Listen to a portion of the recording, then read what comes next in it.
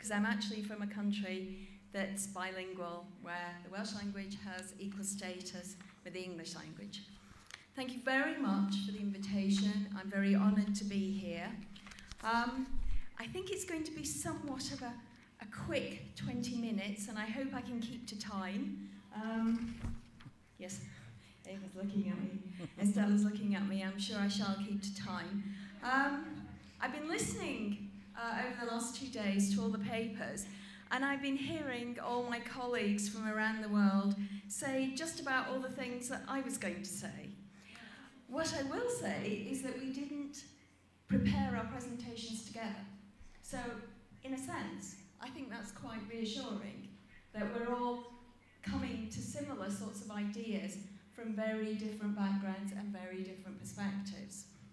So, I will refer to things that my colleagues have said, but one or two of the things that I was going to say in more detail, I'll skip over because you've heard them from other people, and I think it's important that I talk to you about the things possibly some of my colleagues haven't picked up on in quite so much detail.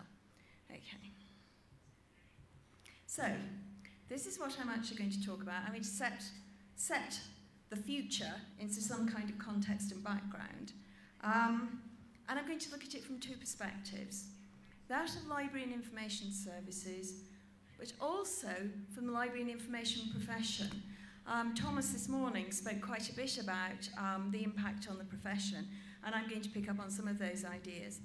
And then finally, I'm going to think about where are we now. If we're going to put it in context, I'm not going to look back as Chip and Emir have just done, but I'm going to actually look at the current context of the global economic downturn. Now, I'm aware that the recession, the economic downturn, call it what you will, has affected different countries to different degrees. But I think we've heard from various speakers about, including Marshall earlier this afternoon, about flatlining, about cutbacks in budgets. So I think we have to keep that in mind. And if we look at this, there was in the UK a joint Research Information Network and Sconnell report that said, as you can see on the slide, academic librarians now expect a sustained period of cuts over the next 3 to 5 years. This is based on research that goes wider than the UK. It relates to Europe as well. And the result of this is that we need to be more proactive. We have to rigorously analyse and demonstrate the value of our activities. And that this is rather controversial. We've tended to focus on the things that we can measure rather than the things that we should measure. And I think that's an important distinction. And impact and value are actually quite controversial and quite difficult to measure. I also wanted to look at perceptions of libraries. It isn't just the economic downturn, and it isn't just technological advances.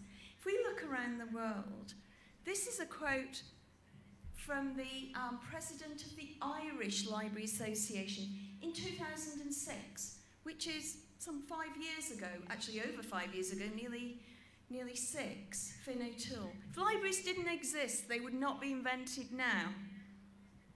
And this one from Steve O'Connor, who's an Australian based in Hong Kong.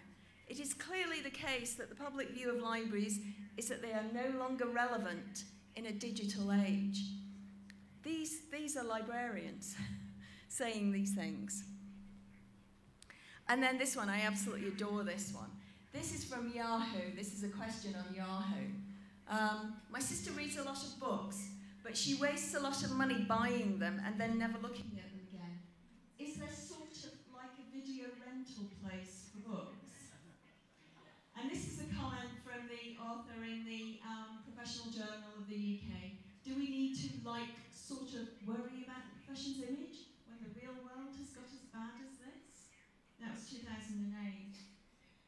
And this, I'm afraid, is from a trade union official in 2011 quoted in a UK newspaper that the library service in the UK is nearing the crisis point after suffering years of funding cuts, de-skilling of the workforce, and recent threats of outsourcing.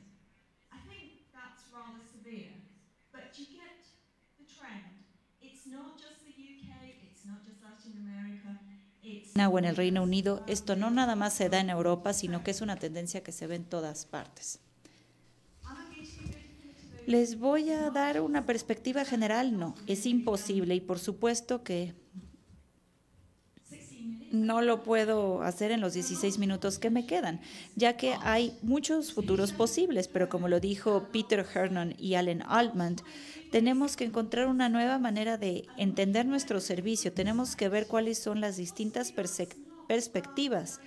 Tal vez esta no es una idea que sea examinada a detalle, la idea de que podamos tener distintas perspectivas en lo que respecta a los servicios bibliotecarios que vayan más allá del usuario y quien presta el servicio, bueno, por supuesto que sería una visión mucho más compleja, ya que tendremos que incluir actores como el gobierno. Por lo tanto, tenemos que pensar en cómo utilizar un modelo de servicios y de calidad que se centre en el usuario y, por lo tanto, en eso me concentraré.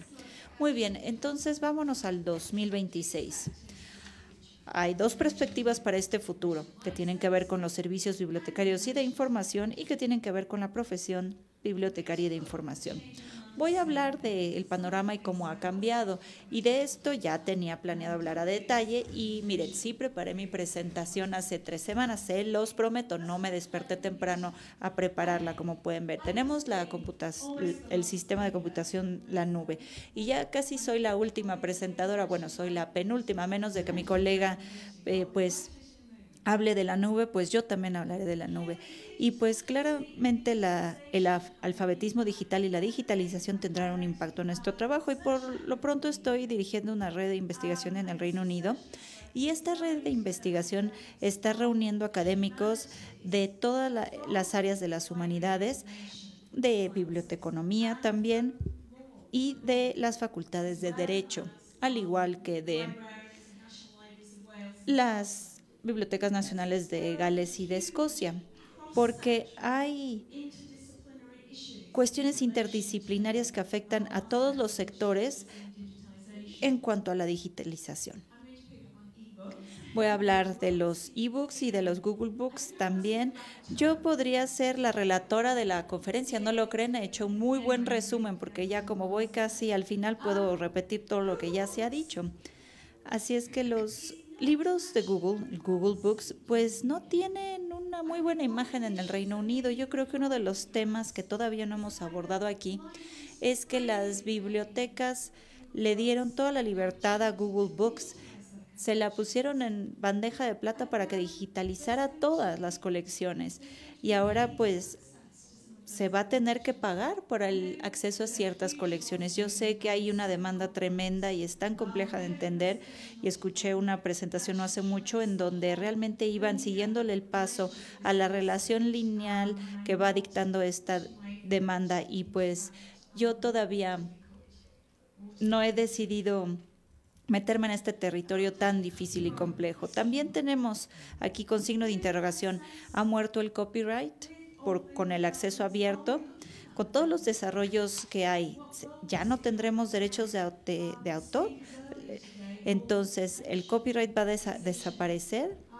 Todos estos temas también los tenemos que analizar. Y es muy interesante, si hablamos de los archivos literarios y la proveniencia de los mismos, podría decirles que mis colegas de los departamentos de literatura inglesa enfrentan un reto tremendo.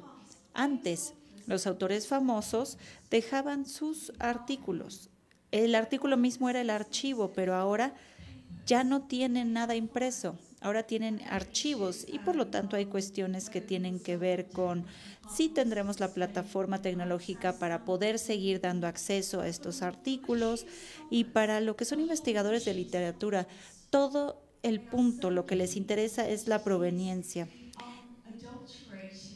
Lo que les interesa es tener la fuente original sin adulteraciones. Ese es el tema y se está discutiendo mucho en esa área y esto me lleva a la siguiente área. Los clientes pues son co-creadores de servicios y contenidos. Nosotros sabemos que nosotros prestamos un servicio a nuestros clientes, a nuestros usuarios, les damos un servicio, desarrollamos calidad de nuestros servicios, pero ahora participamos conjuntamente con ellos. ¿Y por qué no nos vamos un paso más adelante? Cuando ya tengamos toda esta información disponible en el formato digital, pues estamos ofreciéndole a los clientes la oportunidad no nada más de tener acceso a esa fuente, no nada más a hacer comentarios a esa fuente, sino que están interactuando de tal manera que van a crear nuevo contenido. Y ese contenido se puede volver a capturar y de alguna manera tenemos un proceso constante e interactivo. Yo no veo que haya tantos retos en ese sentido, pero imagínense una biblioteca nacional, toda la responsabilidad que tendrán que archivar, cómo se va a capturar todas estas nuevas creaciones. Y yo sé que las bibliotecas nacionales en el Reino Unido están abordando todos estos temas.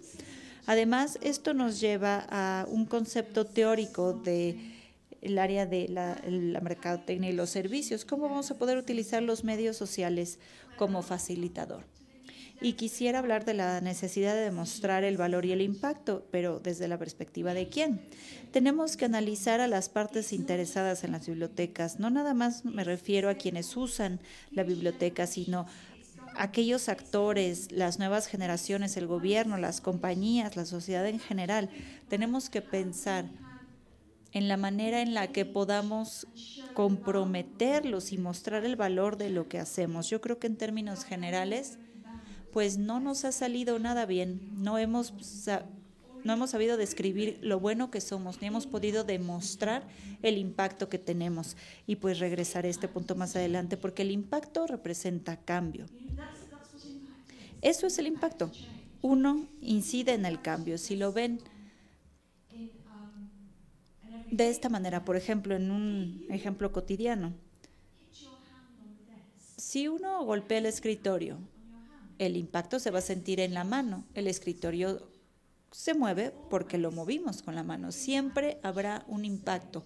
Cuando hay un impacto cambia el estado, ya sea un cambio temporal, un cambio permanente, o será un cambio negativo o positivo.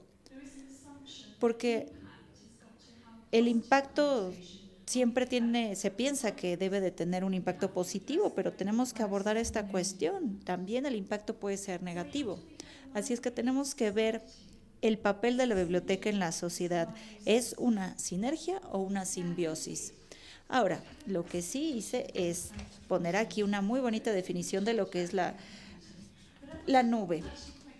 Hemos hablado de la nube, pero ¿por qué no la definimos? Aquí está, y como pueden ver a partir de los datos que tengo aquí, no creo que todavía haya un consenso en cuanto a la definición. Y otra cosa que también les preparé fue una lista de los riesgos y retos de la nube, pero esto ya lo han abordado con mucho detalle, así es que tampoco voy a repetirlo. Una cosa muy posible es esta. Tenemos que hablar de la integridad y la seguridad, por ejemplo, la remanencia y que se vayan combinando los datos en el proceso. Y pues realmente los datos residuales son los que se quedan después de que se hayan hecho intentos de borrarlos. ¿Y qué es lo que le pasa a esos datos que uno piensa que ya borró? ¿Cómo vamos a constatar la seguridad de los registros? ¿Avancemos? Y quisiera que regresáramos a la idea del valor y los clientes. Esto no es nuevo. Yo le he dedicado toda mi vida académica a la investigación de los mecanismos para describir el impacto y el valor. En otras palabras, hemos tratado de analizar no qué tan bien nos salen las cosas, sino si estamos haciendo lo correcto. Y pues eso que es correcto siempre entra en el contexto que tiene que ser. Bueno, Harnon y Altman escribieron un libro muy bueno que se llama Assessing Service Quality, la evaluación de la calidad del servicio, y pues los impactos son muy difíciles de medir. Yo estoy de acuerdo con lo que ellos dicen, pero luego nos dicen, y debido a que son muy difíciles, pues no los vamos a abordar. Y yo creí, bueno, pues esto no me lo esperaba. Y también tenemos la idea de el impacto directo como biblioteca. Tenemos la comparación entre el impacto directo e indirecto. Si lo quieren ver así, es como el santo grial de las bibliotecas. Es muy posible que hablemos de lo que hacemos, que también lo hacemos, cómo satisfacemos las necesidades del usuario.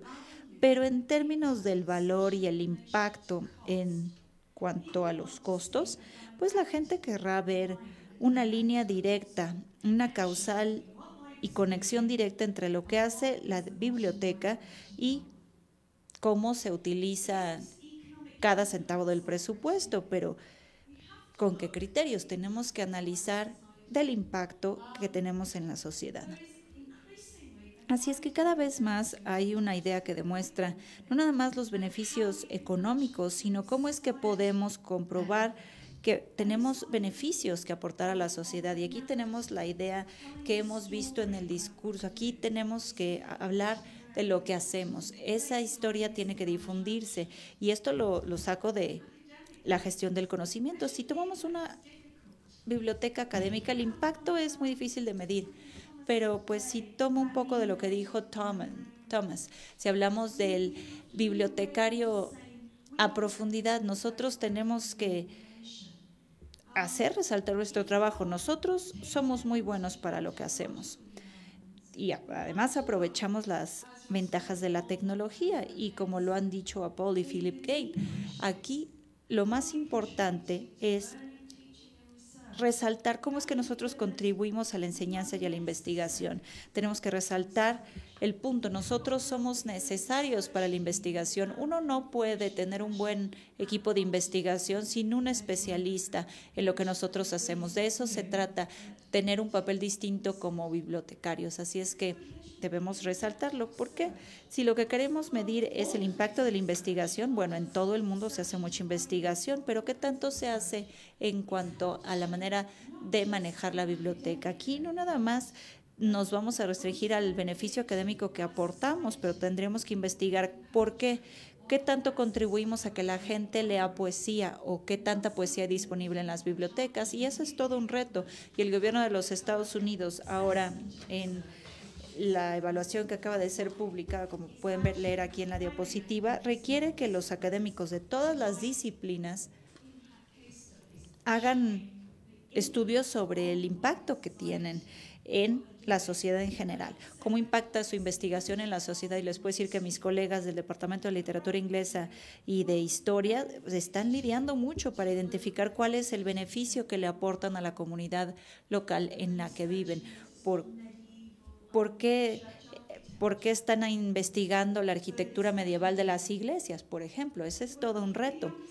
Así es que tenemos que ir más allá de la calidad de los servicios, tenemos que basarnos en la idea de hacer un cambio y la importancia de contar nuestra historia. Pero veamos un poco de la metodología. Muchos de ustedes conocen el Balance Scorecard, la tarjeta balanceada de calificaciones. Esto creo que ya tiene más de 20 años, pero recientemente sacaron lo que es el Social Enterprise Balance Scorecard, que es una variación de esta tarjeta en donde se utiliza para ejemplificar lo que nosotros medimos en el contexto de una actividad social, como lo que sería una biblioteca. Tenemos otras metodologías para medir cómo nos relacionamos con el cliente, como esta, la CRM, la gestión de la relación del cliente. Nosotros no podemos tener clientes globales, generalizados. A lo mejor ustedes son una biblioteca especializada, pero sus clientes pueden venir de todo el mundo.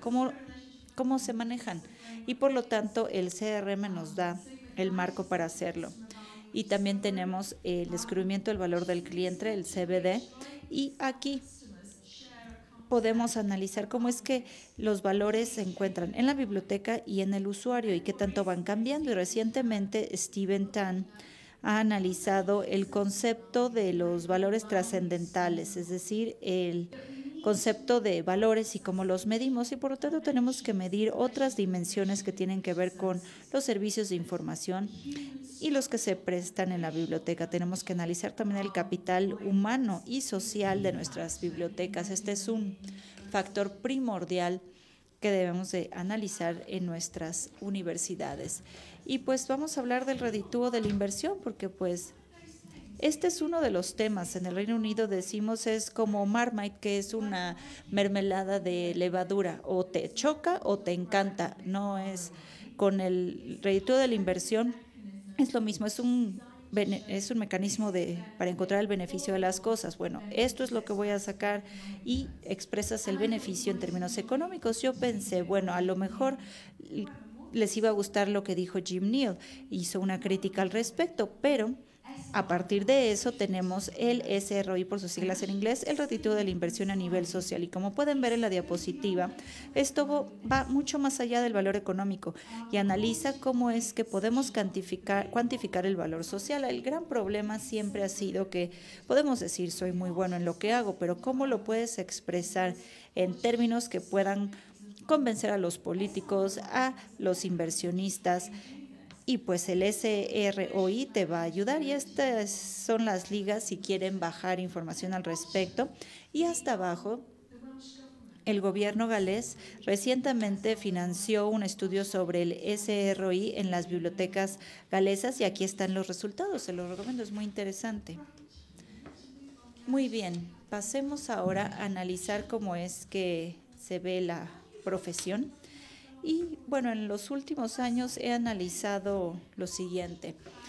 Les puedo decir que no podemos hablar del impacto de las bibliotecas con los servicios de información sin conectar a lo que estamos investigando en la manera en la que hacemos las cosas y la percepción de nuestros usuarios. Y hay ciertas tendencias. Primero que nada, tenemos la idea de que los límites no están bien definidos o ni siquiera existen, así es como lo defino yo en mi estudio.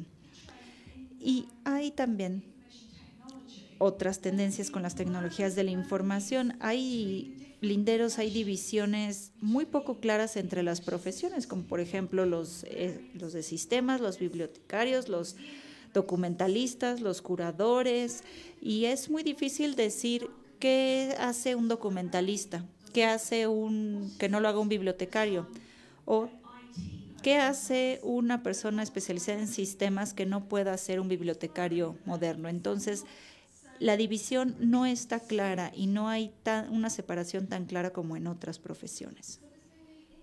Así es que tenemos también el impacto de la web 2.0, 3 y 4. Muchas gracias, Eva, por hacer esa distinción. Me gustó mucho la gráfica que utilizaste. Así es que aquí también tenemos otras limitantes que no quedan claras, y también tenemos profesiones híbridas y combinadas. Un profesional híbrido es quien trae consigo dos profesiones, y el profesional combinado es el que trae ya 3 o 4. Y es esa sinergia con profesiones afines que vemos con el documentalista, con el archivista, con el curador de museo, y hay una desconexión discernible, entre lo que se está dando en la academia y en la profesión, términos más prácticos. Y también al nivel de la práctica, lo que veo cada vez más es que ¿qué es lo que hace que un bibliotecario profesional sea definido como tal y uno que no es profesional? Hay distintos niveles. En el Reino Unido hemos pasado de ser una profesión en donde podías tener acceso a la profesión de una manera reconocida y que reconocen otras maneras de aprender a través de eso, es decir, la acreditación antes no la había, pero ¿cuál es el papel de un profesional en la sociedad contemporánea? En Reino Unido se está haciendo un estudio sobre las profesiones y las implicaciones de cada una en la sociedad contemporánea. Ahora, a pesar de todos los avances que hemos visto, aunque se hable de medicina, derecho, ingeniería, todas estas son exclusivas a nivel social, es decir, en vez de ser incluyentes, son los contrarios.